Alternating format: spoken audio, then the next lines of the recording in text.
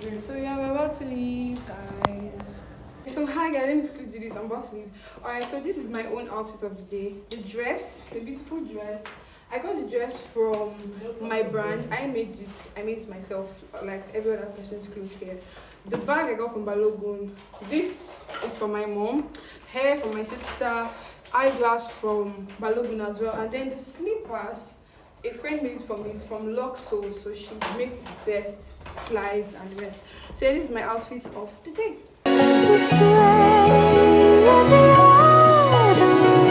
So this was Easter Sunday, which was also coincidentally my birthday. We left the house very early, so we had to meet up with like all the places we wanted to go to. This was our first official food day in Accra. So yes, we went through the elevator. This particular apartment also had an elevator, which made the whole thing very easy. Like we just had to enter the elevator and then we were straight to wherever we we're going. So you can see these are some places that we also got to see in Accra. I took a picture there. So we're driving to Kwame Nkrumah National Museum. That was the first official place we went to in terms of like tourism. So it was a very beautiful place, well arranged. Like there were just so many things to see.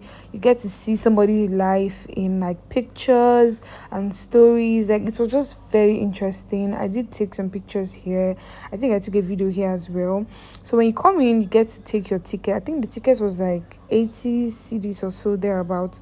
But my sister was one that paid for the ticket. You can just see the inside is very, very nice, welcoming. People are just there, and there were so many tourists there as well. We're not the only tourists. You could see Ghanaians.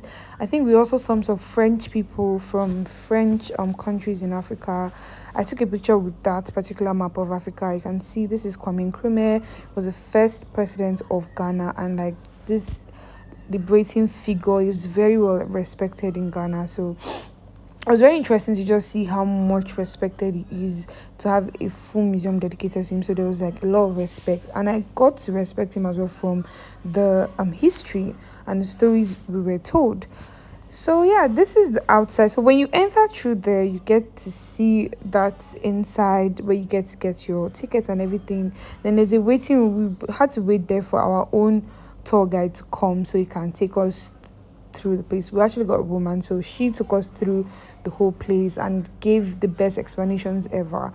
So at this point, the tour that would have joined, they've already left, so we just had to wait, like the tour group. So we had to just wait a bit. So my sister and my mom we just said, okay, let's just walk around and see the place for ourselves before the official tour starts. So you can see this beautiful water display. You can see some there's like a molded or sculptures of people holding horns, right? I will explain it later, but you can see that there's also a huge statue of Kwame Nkrumah is pointing forward in the statue. You can see I think the logo of KNM, so there about the Kwame Nkrumah National Museum is actually there.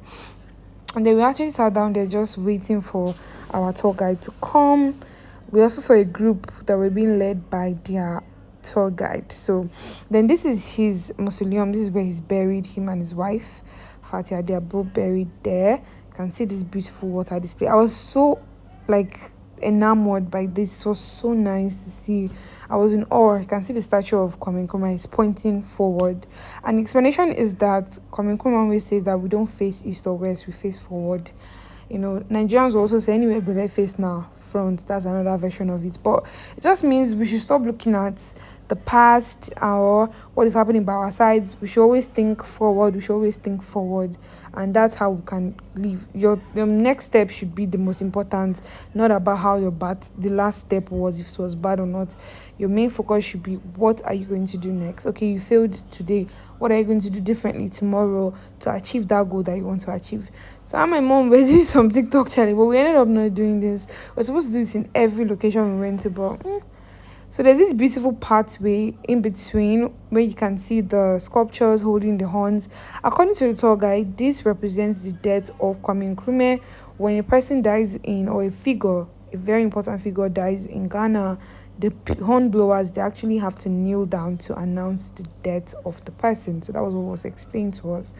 So yeah, This is our tell guys. She was about to start, so I'm going to stop talking so you can listen to her. She was the best person to really do this for us. So listen. So this park is established to honor our first president, Osagyefo Dr. Kwame Nkrumah. The Osagyefo behind this name is a title, and it means the people's redeemer, a savior or a warrior. Dr. Kwame Nkrumah was born on the 21st of September 1909 by Madame Elizabeth Nyaniba and Mr. Kwabna Teleku Nkrumah in Nkorfo in the western region of Ghana. He had his elementary school in a Roman Catholic school in Hakasini. In 1930, he came to Accra and completed a 4-year teacher training program in Ashimota College. After the teacher training program, he went back to his hometown and taught in some of the Catholic schools there.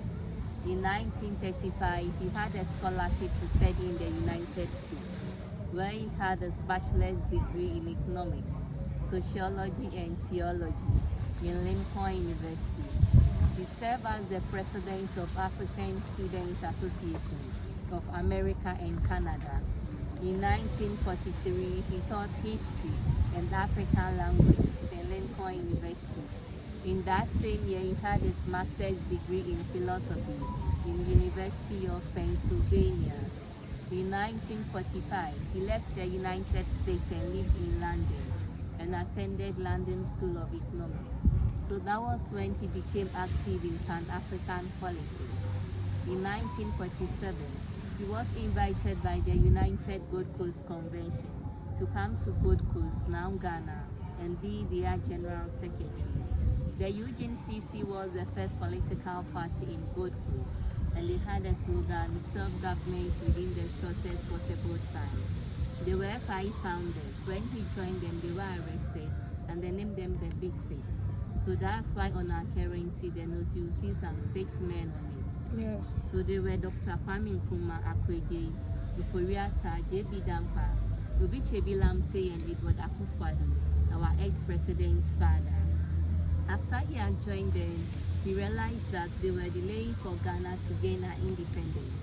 So he broke away from them and he formed his own political party, and that's Convention People's Party. They wanted independence now. After he had formed his party in 1950, Dr. Kwame Nkrumah was in prison on charges of sedition and fomenting an illegal strike in James Fort. He was sentenced 3 years in prison, but he spent 1 year, 3 months in prison because he contested for an election and he won whilst in prison. Wow. So he became the first Prime Minister of Ghana and the first President of Ghana and West Africa. He gained independence for Ghana on the 6th of March 1957.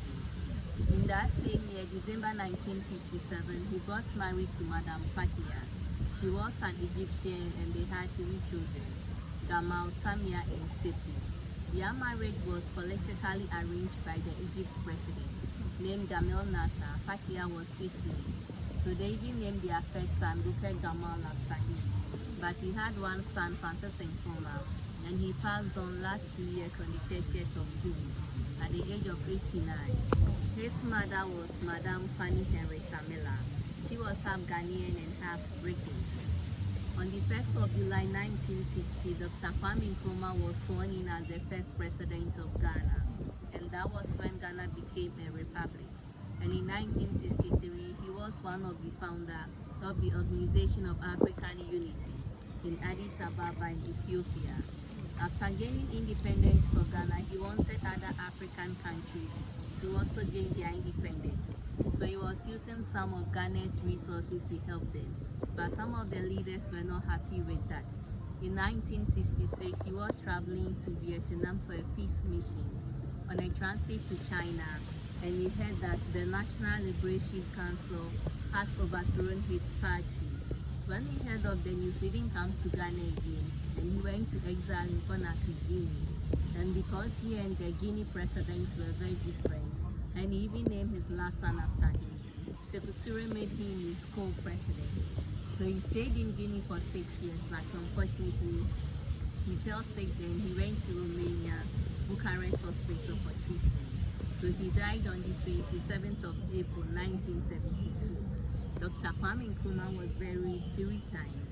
From Romania, he was given a state burial in Guinea. He was embalmed in a metallic coffin for 3 months. After 3 months later, he died before his mother, and he was the only child of his mother. So the family requested that they want their son to be buried in their hometown. So from Guinea, he was embalmed in that same metallic coffin to Nkrumah for close to 20 years. He was in a public display. So when late Jerry John Rawlings came to power, he established this park in 1991, and in 1992 they brought his remains from Nkrumah to Accra. He was decaying by then, so they changed the coffin to a wooden one and buried him in the mausoleum.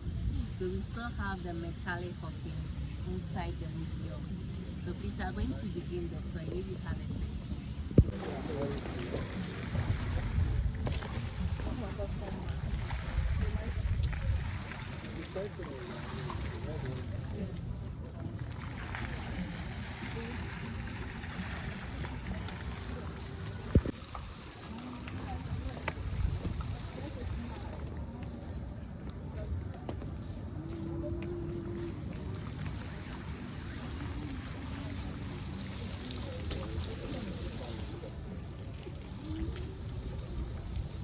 Was the form for blacks.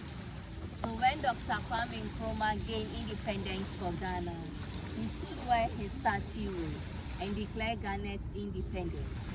And when he became the first prime minister, he made a speech that we face neither east nor west, we face forward. So that's why he has done a sound like that. And he had a slogan, forward ever, backwards never. And the statues you see in the fountain, they are called horn blowers. Yes, and they are announcing the death of the Kwame Nkrumah. So Ghana king, when the king or one head of state died, they bow down to announce the death, and if they would have been standing. And the water you see here means that Nkrumah never dies. His ideology still by a Ghanaian named on Arthur. It looks like a truncated tree, and it means that Dr. Kwame Nkrumah wasn't able to fulfill his mission. Like he wanted to unite the whole of Africa. And that looks like an upside down sword, and it signifies peace. And the black star in the middle means hope for Africa, and it has the same meaning in the Ghana flag. So please, from here, we are going to his final resting. Okay.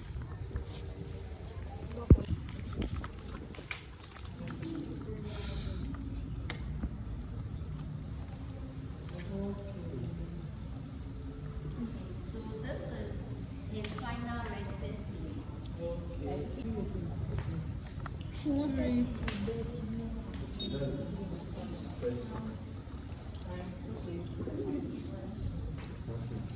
And this was his only wife. The other one.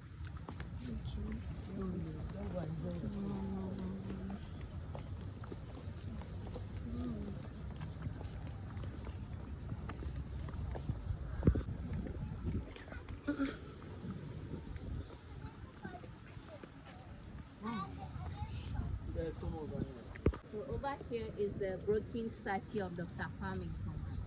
It used to be a complete statue at the old Parliament House, just opposite the park. So during the coup in 1966, because Kwame Nkrumah wasn't in Ghana, they were destroying things that concerned him, and this happens to be one of them. They vandalized the statue, saying that if he had been in Ghana, this is what would. So we're taken into Kwame Nkrumah's museum, and we just got to see his life through pictures. We got to see him with so many other world leaders like Patrice Lumumba, world leaders from the United States, and just so many other world leaders. So, and also one thing I got to see that really stuck with me was his speeches. He had a speech about how we are Africans not because we were born in Africa, but because we Africa was born in us. So that for me translated to, it's not just because we are from here. Okay, we have to embody what it fully means to be African.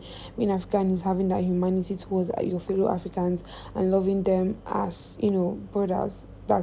That's just one of the dreams that Kwame Nkrumah really wanted, is to unify Africa, which even though he didn't get to do it, I believe that one day we'll get there. So you can see him with different world leaders and so many other quotes that he had. How he struggled to gain independence for Ghana. So here we have some selected speeches of Dr. Kwame. We have an audio of him, pictures of him and other heads of state like John F. Kennedy, and he gifted him his blue padlock at the reception. We also have a video of him declaring Ghana's independence. Where the video is painted white, about to go. He used to play them during his presidency in Bibiase Lodge in Ivry in the Eastern region. And the picture here says birthplace in Nkrumah. And what is out there, they are using it to preserve the house. So afterwards, we were taken to the final museum, but we were not allowed to film there, so I respected that. And the final place is this circle, Independence Circle, and it just shows different emotions of Kwame Nkrumah. You can see him happy, you can see him sad, you can see him angry. And this, according to the tour guide, was to reflect the fact that Kwame Nkrumah was human like the rest of us, but he was a human with a dream that even though it wasn't fulfilled, it will be in the future, hopefully.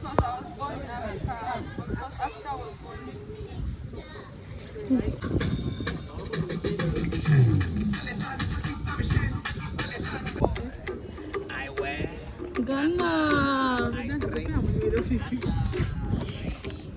Ghana. Ghana. Ghana. Ghana. Ghana. Ghana.